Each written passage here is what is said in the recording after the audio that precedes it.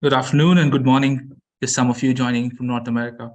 Thank you for tuning into this webinar, Charting a Path to Net Zero. Joining me today are Sebastien, who's Chief Science Officer at Azzera, Margin, who is Sustainability Manager, and Damien, who is Product Owner, Flights and Footprint Estimator at Thales Group. Thanks all for joining. In today's session, we aim to cover the technicalities of creating your path to net zero and understanding what that involves. So the road to net zero requires us to be aligned with the goals of the Paris Agreement, and with SBTi guidance, that task becomes a little easier to follow. With that, Sebastien, I hand over to you. Hello, everyone. Thank you for the introduction, Anand. I'm Sebastien Lacube, Chief Science Officer of Azzera, and as an introduction, I wanted to start by showing why we're doing all this. The starting point of the story, and you probably already know a lot about, is the global average temperature of the world, which are rising because of rising carbon emissions in the atmosphere. Most of them linked to human activities. The way we produce energy, our farming model, waste decomposition, light emissions, all this produces what we call greenhouse gases that are going to be trapped inside of our planet. That's going to trap heat inside of our planet, instead of releasing it back to outside. That's called the greenhouse effect. And we mostly talk about carbon dioxide being greenhouse gas, but there are plenty others, and we'll have a presentation today about non-CO2 emission of aviation by Damien from Thales. This global warming causes multiple threats for global stability. Heat waves, famine and refugees from droughts and storms, and basically climate extremes are and will be more extremes. I've put a few figures for you from our working data here based on 2022. It was the fifth warmest year globally, the second warmest year for Europe, and on average, temperatures have risen by 1.1 degrees since pre-industrial era. So is there a global answer to this? Well, there is one, and the story begins with the Paris Agreement in 2050 that followed the Kyoto Protocol. It is an international treaty signed and ratified by 193 countries as of February 2023. This corresponds to 99% of the world's countries, including China, Russia, and also the US, that went back and forth on its ratification in 2021, but finally agreed. It is a legally binding agreement, treaty, where all countries pledge to limit global warming to well below 2 degrees. This therefore binds them to reduce greenhouse gases emissions globally from all possible sources. And more than just this, it's also providing a framework for cooperation, resource sharing, and also innovation development to tackle climate change. So you've heard about the 1.5 degree limit by 2050. Why do we talk about this?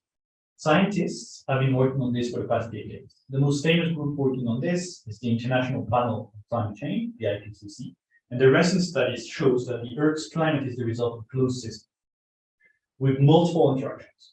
We know that continuous warming will trigger specific tipping points, which would be points of no return that would have an irreversible effect, on climate change, on climate. You can see on the graph here with a breakdown of multiple tipping points and the range of uncertainty to trigger them.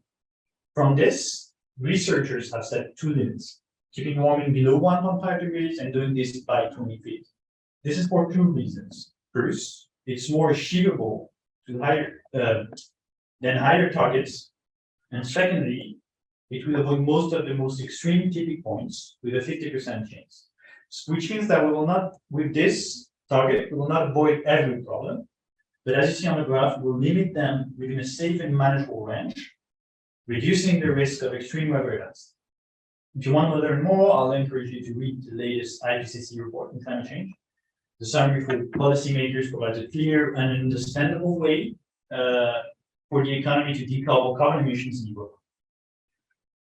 Now, next slide, sorry. Are we on track for this? Well, the same scientists have worked hard to model what would happen based on multiple scenarios of climate change policies, from business as usual to drastic emission reduction. This is a graph showing potential emissions depending on the climate policies and pledges implemented in the world. Modeled for until 22nd century. It clearly shows that climate policies are needed, going from the red to the orange line, and that today's current policies in orange are not enough to avoid the domino effect we just talked about. we're still on track with a high probability to have irreversible effects, for example, on the African monsoon system, that will probably make Africa better, impacting ocean currents and triggering a lot of climate repercussions, and also a large refugee crisis problem. So as you see, there's still a lot of work to be done. And we're here today to discuss all the opportunities the aviation industry has to meet those global targets. And I will leave it to my colleague now to precise a bit what are the general greenhouse gases emissions related to the aviation industry. Thanks, Sebastien. Sorry, we're facing a bit of an issue with the video. So how big is the business aviation footprint? I think we've seen many people defend business aviation, saying that it is only 0.04% of global emissions footprint. But when you apply that 0.04% to something that's incredibly large, in this case, 50 gigatons, it amounts to 20 million tons. And we say that emissions from aviation is going to grow in the future.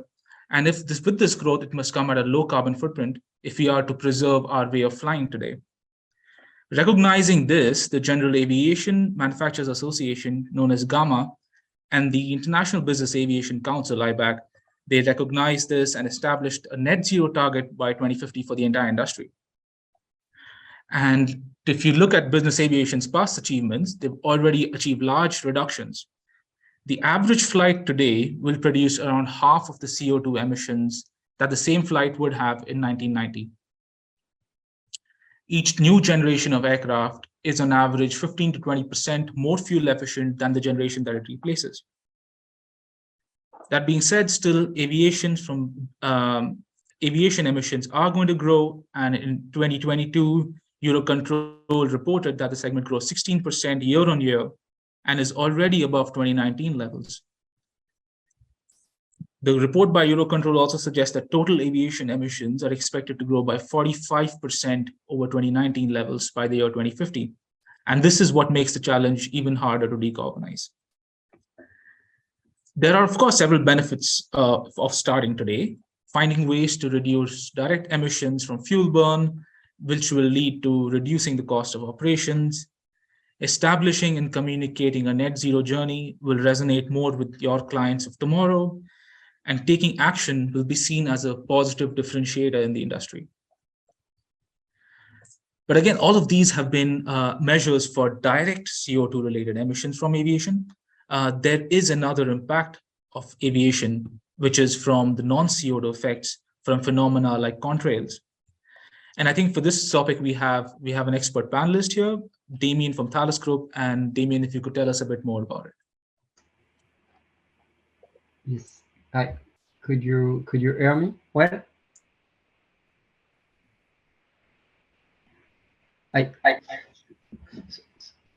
So yes, so if we are looking at the overall impact of aviation regarding the climate, we have, of course, the CO2 effect, which is due to the fuel burned in the engine, but we have a lot of other pollutants.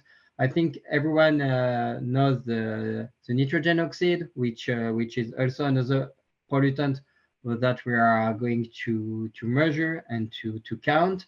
But tomorrow we are already looking at the contrail-induced cirrus. So basically, what is this phenomenon? So this phenomenon is when the engine are burning some fuel, there are some soot and some particles which are emitted through the engine, and then with the ice, with some weather conditions linked to the humidity and the temperature of the atmosphere, we can make some clouds.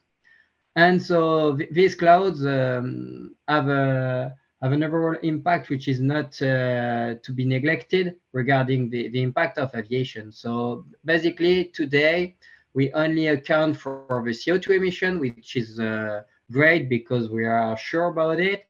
But regarding all the other aspects, just as the contrails and on the nitrogen oxide, we have another impact to be aware of, and we're going to see that these other pollutants are not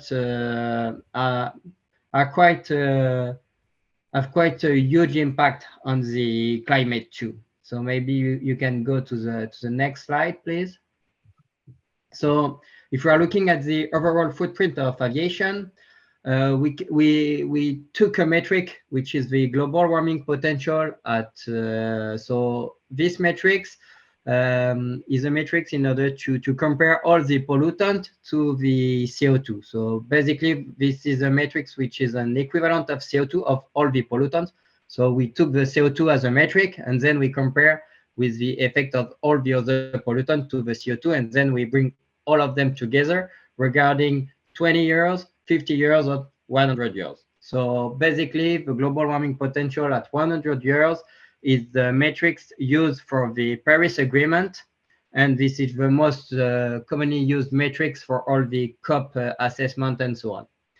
So if we are looking at this matrix, based on the aviation and the impact of the aviation, we saw that around 50% of most of 50% of the impact is due to CO2, but a large part of the impact is due to the contrails. So basically the clouds, the persistent clouds that are induced by aircraft. But the trick is that these non-CO2 effects have a shorter lifetime than CO2. For example, the NOx, the methane, and so on have approximately 20 to 30 years in the stay 20 to 30 years in the atmosphere. But on their shorter lifetime, they have quite a bigger impact than the CO2. So this is why we need to take this into account. And so on, the non-CO2 pollutants are much more related to the weather conditions, because as I said earlier, when we are talking about persistent contrails, for example, occurs on some particular weather conditions.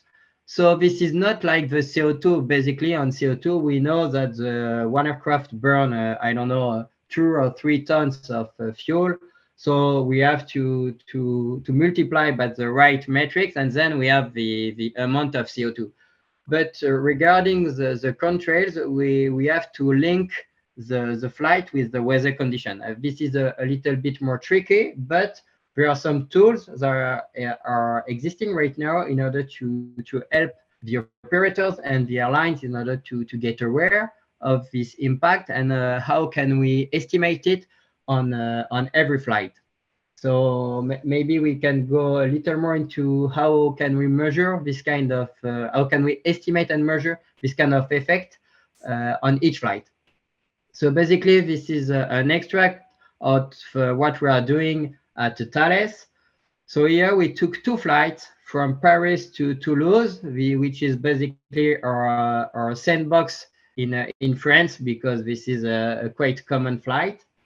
And so we took 2 flights from the 4th of April and the 8th of December. And so if we are looking at the left, we have the amount of CO2 emitted, which is directly linked to the fuel consumed. So we saw that we have almost 7 tons of CO2. But the really interesting part is if we are looking at the global warming potential at 100 years. So basically, if we sum up all of the pollutants regarding CO2 and non-CO2, we saw that on these 2 particular flights, the estimation is not the same. On the upper side, we have almost 9 tons of equivalent CO2, and on the downside, we have almost 15 tons of equivalent CO2. So what of the difference on these 2 flights? So basically, only the weather condition, and we saw that on the 8th of December, these flights emitted a lot of contrails. So basically, during its cruise phases, so maybe flying lower or flying higher could have decreased this amount due to contrails. So today, this kind of estimation could be used in order to raise awareness and to understand how we can fly differently in order to reduce the overall impact of operation. And also, if we relate this to the topic of this webinar, if we are going to go net zero, I think we should take into account this effect into the net zero of aviation. So we have to be aware of this, and we have to take action in order to tackle this impact too.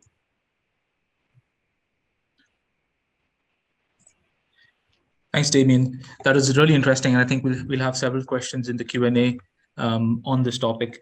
As Damien mentioned, SBTI in general SBTI guidance does not have a tool for measuring non-CO2 effects.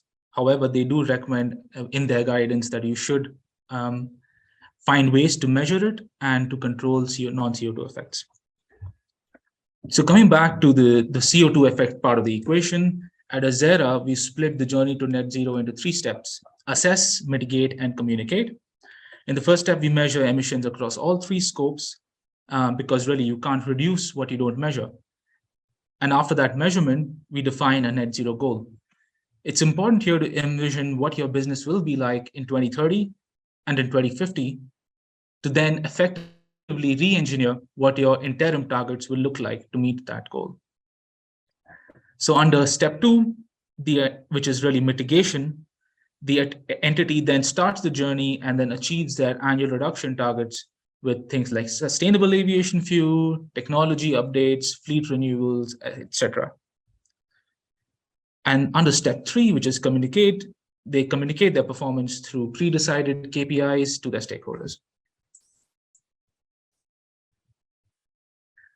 So when IBAC and Gamma, the 2 organizations that I spoke of in the introduction, when they set their plan for net zero, they listed out 4 pillars that they thought critical to meet those goals. The first one was fleet modernization, where you bring down the average age of your fleet so that you can directly reduce the emissions generated out of that aircraft. As we are aware, fuel efficiency across generations of aircraft reduces by 15–20%. Secondly, there is infrastructural improvements where you focus more on energy efficiency within your infrastructure, operational efficiencies in things like flight planning and fleet positioning, and then using sustainable aviation fuel to directly reduce your tailpipe emissions. As per IATA, sustainable aviation fuel is expected to meet 65% of reduction demand for all of aviation. And lastly, the 4th pillar is market-based measures like carbon offsetting, where we use nature-based removals and high-quality avoidance credits. And as per IATA, again, is expected to meet 19% of aviation demand. So starting with measurement is really the first step of the journey. And Azzera measures them in accordance with greenhouse gas protocol and arranges them into 3 scopes. Scope 1, where you measure direct emissions from company-owned assets and fuel. Scope 2 measures indirect emissions from purchased electricity, and Scope 3 measures indirect emissions from upstream and downstream activities. We've heard that in some of our conversations, there is a sort of hesitation to measure Scope 3 emissions. We find that businesses are uncertain of what kind of emissions they will find in the scope. But I think we need to realize that the idea of measuring Scope 3 emissions is to identify which portion of a product's life cycle emissions belong within your organization's boundary. So for example, if it's fuel provided at the airport, the FBO that supplies it clearly is not burning it. So in its Scope 3 activity, it only adds the emissions from transporting that fuel in the airport. While the fuel producer who created the fuel adds emissions from refining that fuel under its Scope 1 emissions. Then there's the end user of the fuel, which is the aircraft operator, which then attributes for the fuel burn emissions within their Scope 1. So together with Scope 1 and 3, the entire ecosystem of the fuel's life cycle can be traced. And everyone within that ecosystem only adds what they either control or what they own. So here's an example of an emissions from an aircraft operator with a fleet of 20 aircrafts and that fly an average of 600 hours a year. To try to generalize this into a category of aircraft operators, you can expect something between 75 to 80% emissions, predominantly from burning the fuel on a flight, which is of course really the primary business activity of an aircraft operator. And since you have few staff at a location, you don't consume much electricity either. And to add to that, if you're in Europe, there's a good chance you're connected to a reasonably clean electricity grid. So your scope 2 emissions in that case are marginally really insignificant at 1 to 2%. Your scope 3, however, can be large depending on what additional activities you provide. So for example, if you also provide refueling services, then that gets added into the fuel-related activities. If your employees travel for conferences and events, it goes into business travel. But altogether, scope 3 would roughly be 20 to 23% of your total emissions. So once you've identified and measured those emissions, we can then move to setting a target based with SBTI. So the guidance from Science Based Targets Initiative is to first establish which of their tools you would use for setting a target. So if you're a private enterprise and a non-subsidiary, and if you have less than 500 employees, which is really the case with most business jet operators, you would then qualify for the simplified tool for small and medium enterprises. However, if you have more than 500 employees, then SBTI has a detailed tool established for commercial aviation and not really for business aviation.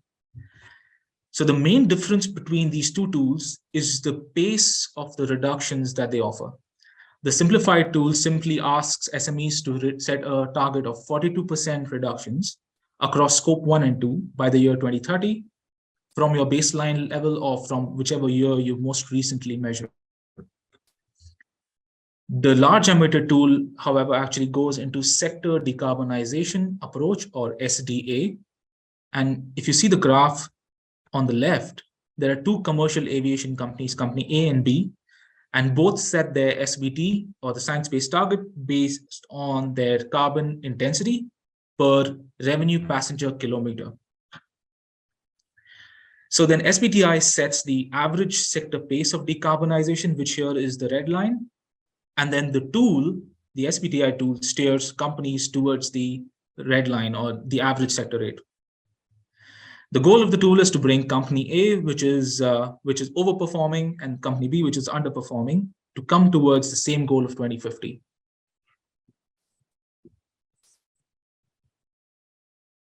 Then SBTI asks you to set a near-term target and a long-term target.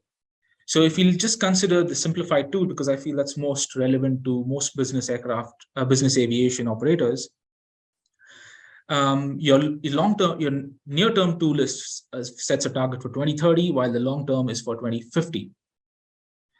For SMEs, SBTI doesn't make it mandatory to set a 2050 target today even, but only you set a 2050 target if you wish to communicate it with your stakeholders. So for your target itself, SBTI suggests you must achieve 42% reductions from your 2022 baseline by the year 2030 across both the scope 1 and scope 2. And this assumes also that your emissions from your operations are growing each year. So if you look at the graph on the left, the reductions what you're achieving each year is what's in between the yellow dotted line and the gray columns, while the black column is your baseline. As a general note, SBTI also provides guidance when your emissions from scope 3 are more than, let's say, 40% of your total footprint. And if they are more, then you must include at least 2/3 of your scope 3 emissions within your 2030 target. Now for your long-term target, SBTI has a general guidance for SMEs, which says you must reduce at least 90% below your baseline emissions by the year 2050 and cover at least 90% of your scope 3 emissions in your 2050 target. And once you establish both your near-term and your long-term target, you submit an application form to SBTI along with your emissions footprint for your baseline year. And with a small fee of less than $2,000, SBTI will audit the plans and then publish your commitments.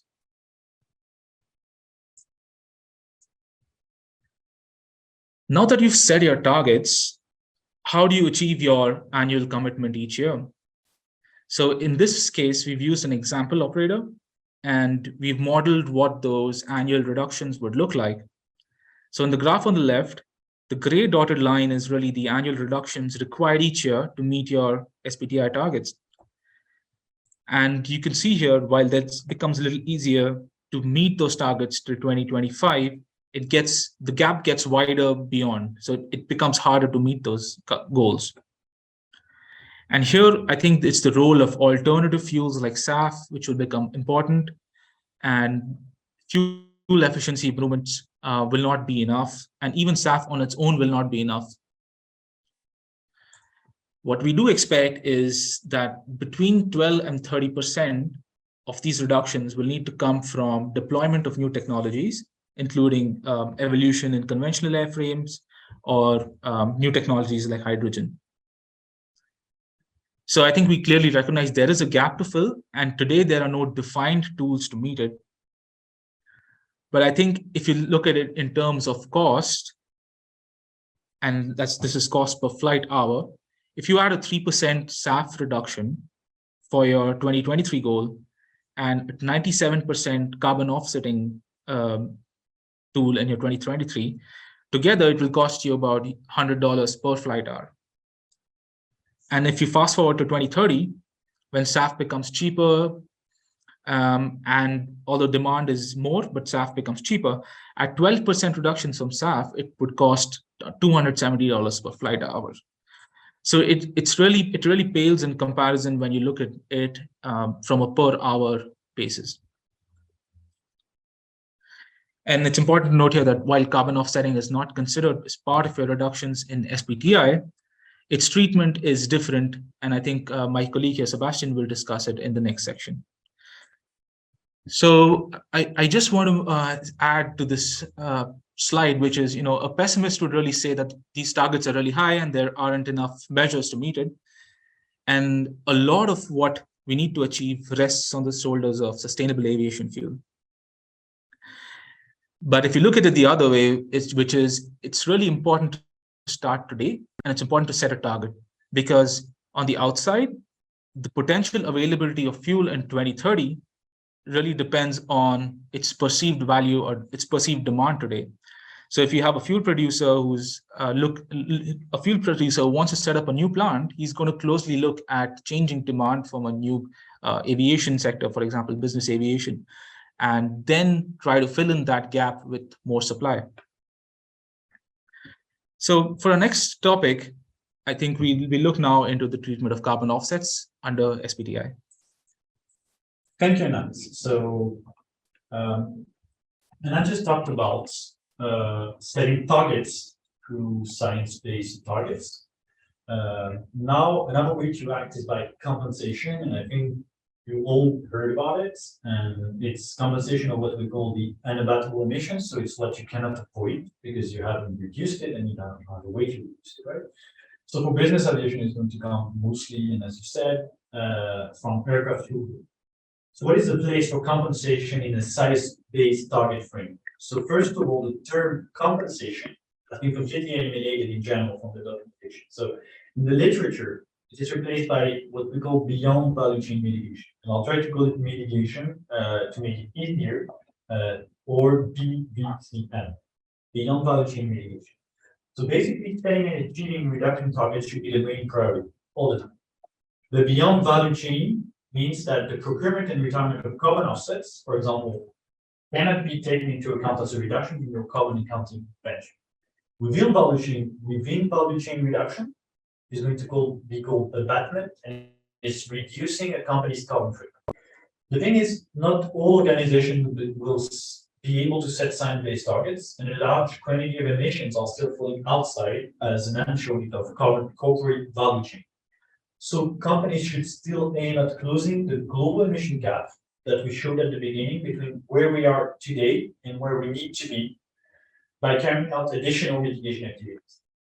And with carbon credits, for example, they can contribute to global carbon neutrality, so not at the corporate level, but at a global level for the whole world at the end. And Science Target Initiative states that those efforts can and should be done immediately. They define a lot of examples that you can see on the table of mitigation activities that can be defined as eligible for this. And as you can see, they overlap pretty much with the type of projects encountered in general with the voluntary carbon markets. This also includes supporting research and development projects for new climate solution or advocacy for more ambitious climate policies.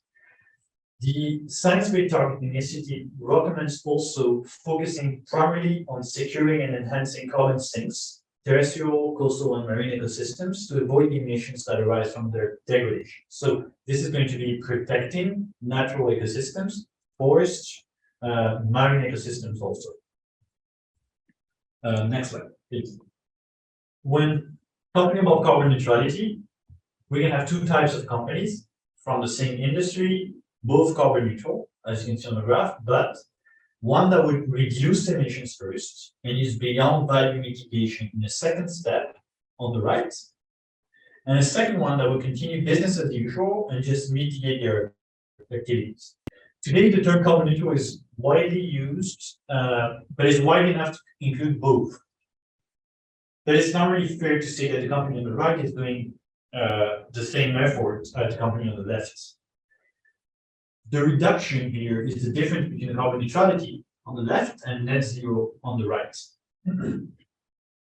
But what are the specificities behind this? I do not have a direct answer because the market is not completely clear today, and some efforts have been made to sort this out by providing frameworks for standardized claims of carbon neutrality or net zero.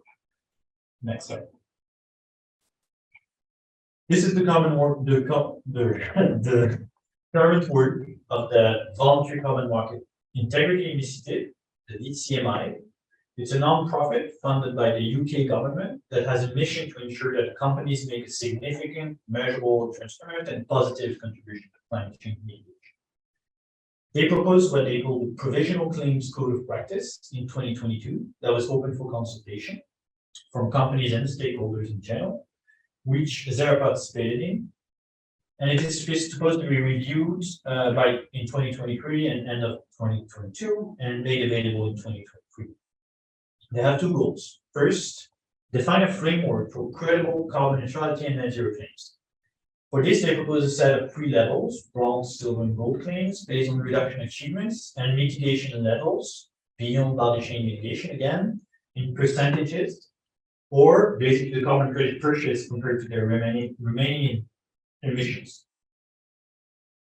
Secondly, they provide guidance for purchase of high-quality carbon credits and transparency claims. They set criteria of robustness, credibility, and quality, but they base this on another standard that is yet to come again, called the Core Carbon Principles.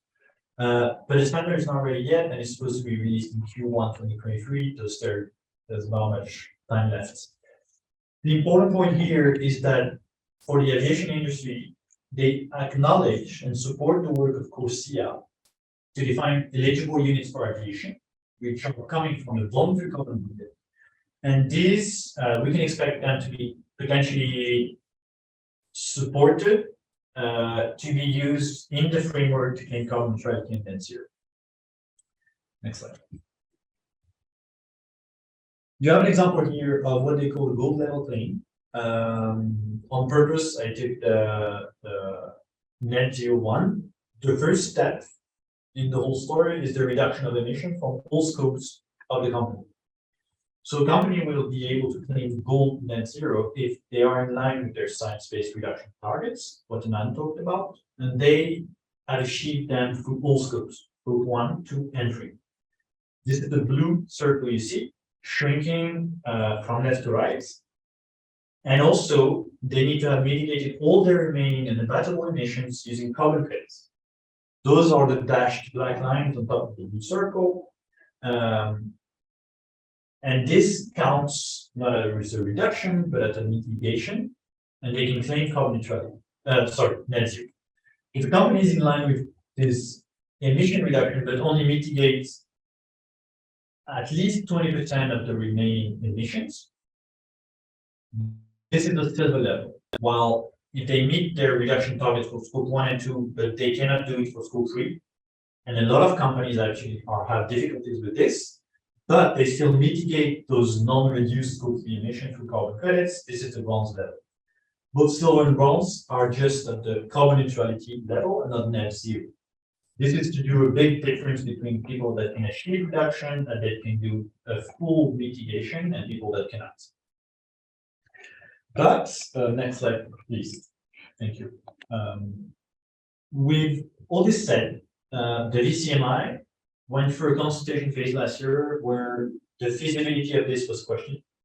As you can see, on the left, close to half of the respondents did not consider the prerequisites of the reduction feasible. And they're not only from the aviation industry, they're on all industry. Aviation industry being hard to decarbonize industry, we can see a problem there and it will have to review. And also, what you see on the left is that a third of them also concluded that even a 20% coverage on Nevada emissions is already too much. So the code is going to be reviewed. It's supposed to be available soon with more details about how this will be implemented. What we need to remember here is that there's one more question, which is science-based targets, claiming carbon neutrality. Who will do it? The company or someone external, and what will be the cost associated with it? Next slide, please. So let's imagine you want to be a carbon neutral company, a net zero company tomorrow. You set targets to reduce, and you want to act today on your beyond value chain mitigation, on everything you cannot reduce immediately. You want to buy carbon credits then.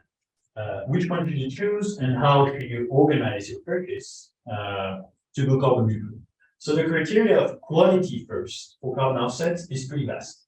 In general, and this is what we do at Azzera, companies should have a due diligence system internally or some external to consider additionality of projects, permanence, associated benefits, and measurability. Ensuring that you're buying tons of CO2 that really represent tons of CO2, avoided or reduced or removed. But more than this, we also follow science-based principle to sort out the different types that exist, different types of product and carbon offsets, and to define criteria of preferences and how we should shift with time our preferences. This lies in what we call the Oxford principle, defined in 2020. It defines a classification scheme with 5 types of carbon offset based on whether carbon is stored and the nature of that storage. And it defined a system that gradually shifts with time. In the classification first, there is a distinction, and you can see all the different 5 types below in the green square. There is a distinction between emission reduction and carbon removal.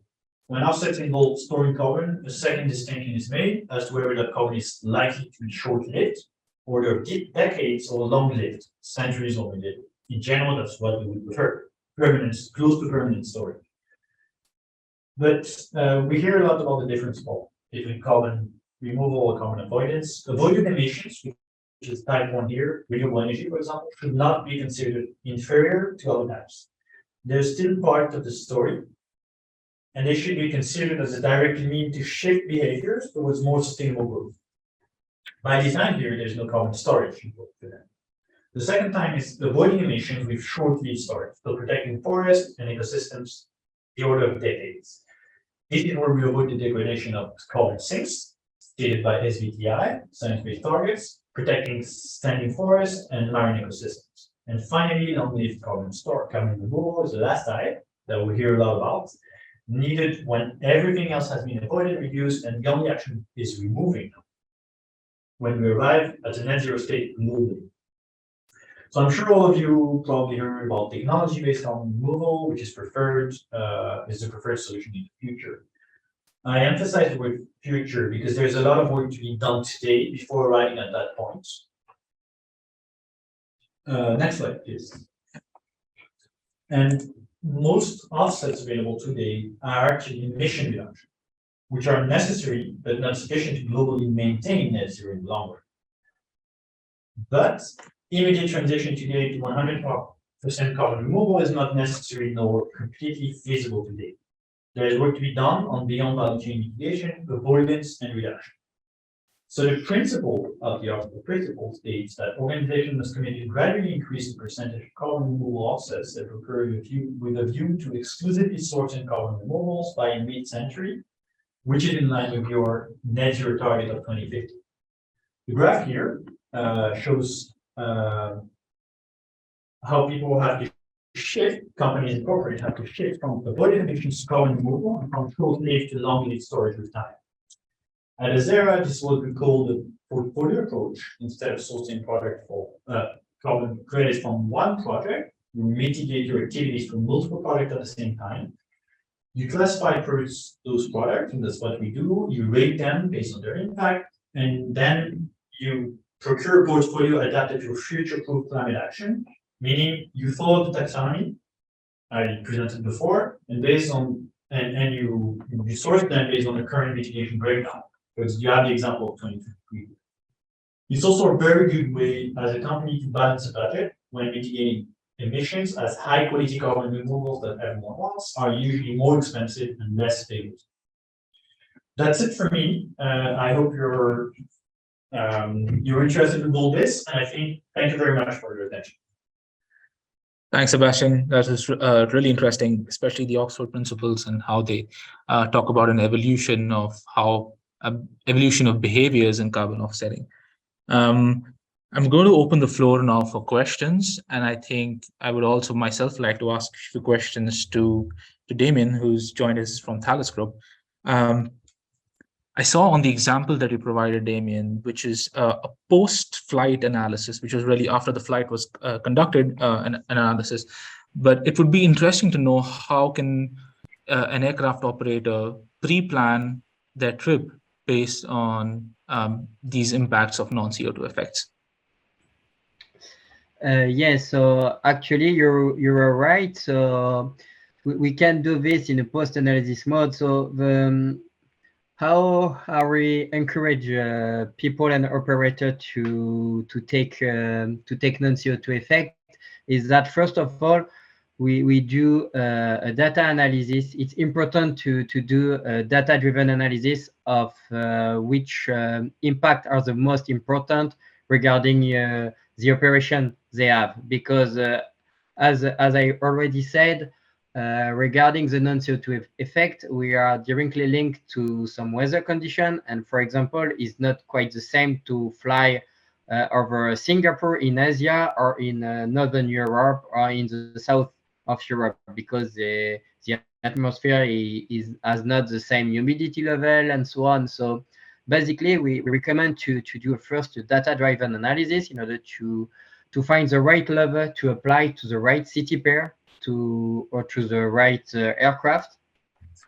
And after, based on this analysis, we can take action. And basically, if you'd like to tackle contrails, we are able to provide some alternative computation regarding the lateral flight plan, the lateral flight path the operator wants to fly, and to make some comparison if they fly lower or fly higher.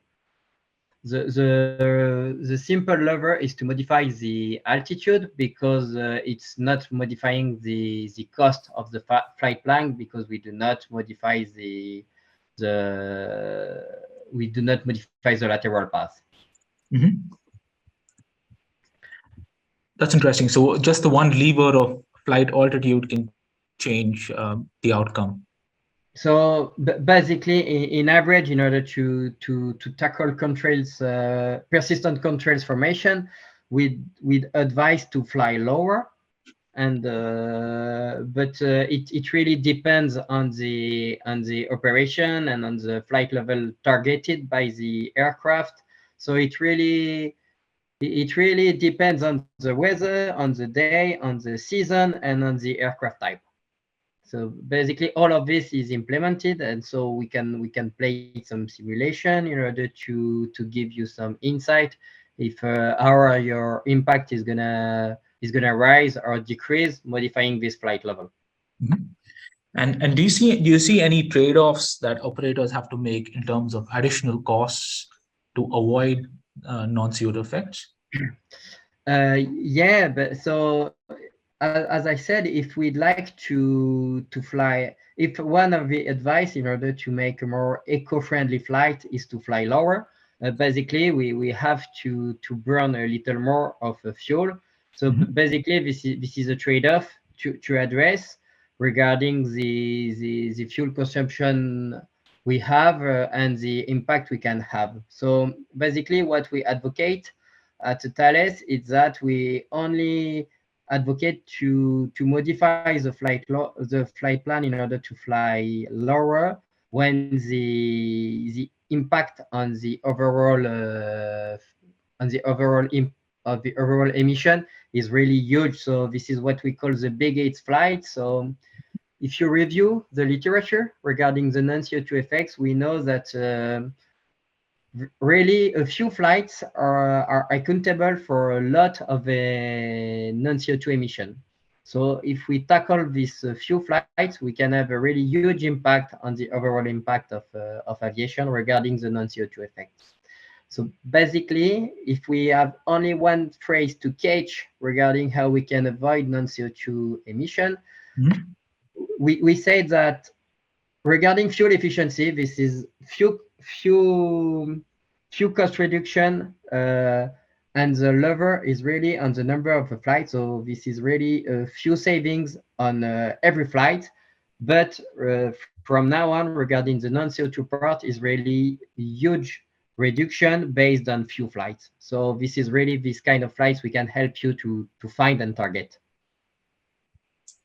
Yeah, that's really helpful. Thanks. I have a question from the floor, which is what source of, I'm not sure if you're able to disclose this, but what source of weather data does Thales use to ensure non-CO2 effects of aviation are accurately calculated?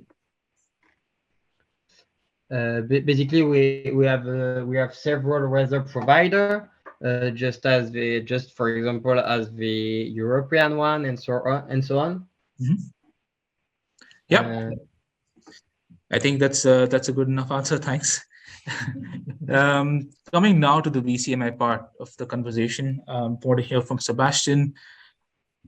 There's obviously the International Aviation Offsetting Scheme known as Garcia, and I want to understand how is BCMI working with Garcia in making sure that the impact is positive. Yeah, so basically it's two different things, right? VCMI, as I talked about, is mostly talking about how you can claim carbon neutrality, right? And then they rely on others to define the standards of which carbon credits you have to get for this. So they started the discussion. They said, like, this is how we define quality. But they also said that they acknowledge the work of Garcia, as I said, which means that, I mean, I would expect them, this is what they said for now, it's going to be released in a few months. They would expect them to say Garcia eligible units, also eligible units for us, or claiming carbon neutrality for the aviation sector in general. And what do you see like as the next step of evolution in VCMI? What's coming up next on their plate? So as of now, VCMI is planning to launch the quality assessments for high quality credits, correct? Yeah. And do you have an idea of what the timeline is, like by when they will be ready? Yeah, so we're expecting we were expecting Q1 or Q2 2023. And when you look at big corporates, they're waiting for those kind of things, so they have to be fast. I mean, aviation industry is, as you said, emissions are a bit lower than the whole world, obviously, but still, I think it's going to be useful for us as service provider to have like a really defined strategy for claiming. Hopefully, I'll say Q2, but also there's something that's going to come out also, which is the core carbon principles they defined. And this is what we're waiting for, to have like clear guidelines of high quality for carbon credits. For now, I mean, at Azzera, we do this internally. We define high quality ourselves. We have our ways, we have people assessing products and stuff, but we will also be super happy to rely on something else like this. So we're waiting for this Q2 2023. Yeah, thanks. So I see another question on the floor. As many business jets, I think this is again for Damien. I think this is an interesting topic also. As many business jets can fly higher than commercial jets, is there a higher atmospheric zone that can be flown above where the contrail is lower as a result?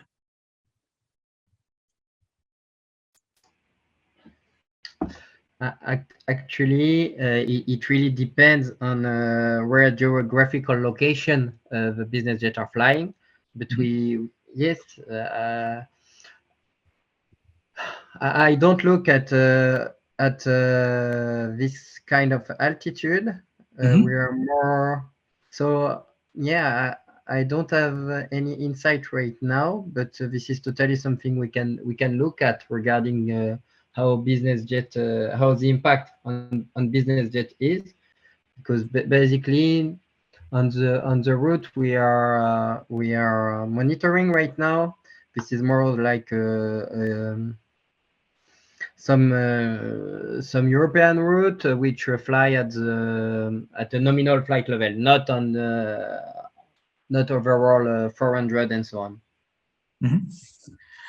Yeah, I think, but that's an interesting question from a standpoint of an operator, where if they can follow certain thumb rules for flight altitude or for flight planning, because the trade-off can be difficult to calculate unless you have access to a software. So it'll be helpful to have some guidance, from either from innovation like yourself or from federal authority on, what sort of thumb rules to follow.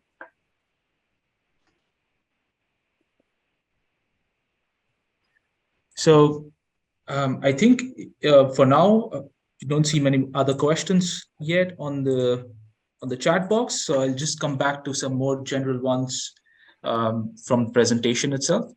So turning to you, Sebastien, why do you think it's important at this point for business aviation as a community to start on a net zero journey? I think there's multiple things in there. The first one is if you start now, I mean, we all see that regulation is going to come. If you start now, you start taking into account your footprint, you start understanding it, right? And you start introducing, there's no mandatory stock target to set today, but if you do it yourself, you're going to understand like future-proof your business, right? You're going to understand what you have to do to make it climate-friendly in the future. And it's, I think it's especially important for aviation because it's hard to decarbonize. So understanding that what's at stake and starting the measurement of these, for me, it's extremely important. Understanding what your liability is going to be in the future, right? And also, climate doesn't wait. So that's the scientists talking. Climate doesn't really wait. We're at the tipping point, as I said, and if there's something you can act on today, the offsetting part, it's especially important to do it today, right now. Even if it's not in your value chain and it's outside, you're contributing to global carbon neutrality, right? And I think also it's a matter of cost. When you look at it, business aviation and aviation in general, using those solutions, SAF and offsets, it's not that expensive compared to the whole business itself. And starting now in trying to implement those solutions and trying to invest in them, you're helping them scale so you can have them available in the future. Yeah, I agree. And I think it's important to have investments in these kind of projects. If you look at what's happened in the Amazon under Bolsonaro's rule and a lot of rampant deforestation, and the new government came in and they put a deadline starting from which there would be no further deforestation of such important lands. You saw a lot of developers going at a faster rate of deforestation and cutting down more trees. So it was actually quite shocking on a Guardian article, but I think investing in carbon projects that are from that region that restore some of those trees and restore the ecosystem balance become an important part of climate commitment. And I do have a question for you. What about SAF for you? What is the future? Is it the only solution, part of the solution? So I think as an alternative fuel, I think for now, SAF seems to be at the top. It's in terms of its potential to decarbonize aviation. Beyond fuel, if you look at how aircrafts are manufactured, you would have different types of technologies that will open pathways to new fuels. So for example, if you have hydrogen-based propulsion, which opens a new pathway for hydrogen-based fuel. But again, the question around hydrogen is an even bigger challenge because it's difficult to transport. It has a higher risk when you carry it in a fuel tank. So a lot of those questions haven't been answered. And like I showed in the graph, the gap between the possible reductions that you can do with the tools available today and the reductions that you need to achieve is going to expand in the second half of this decade.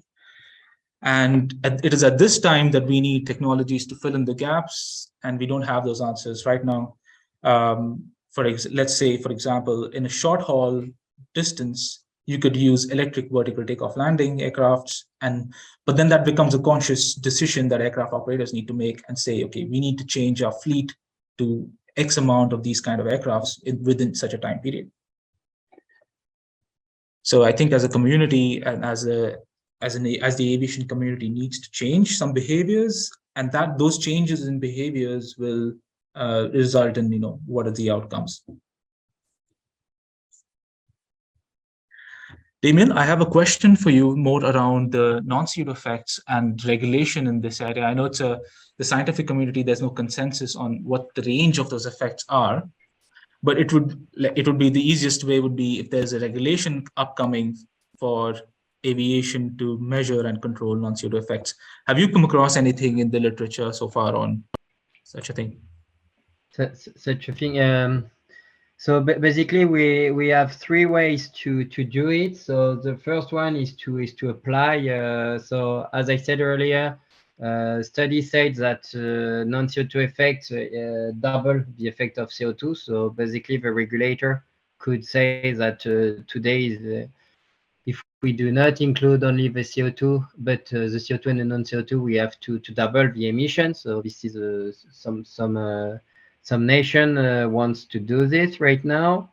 Mm-hmm. And basically, we can also derive some rule of thumb based on the average data analysis of each city pairs, because as I said, it's not the same flying in Northern Europe than flying in South of Europe or in Singapore, for example. So we'll have to take this into account and to make a rule of thumb, or we can deploy a really a measure that can be applied to each flight.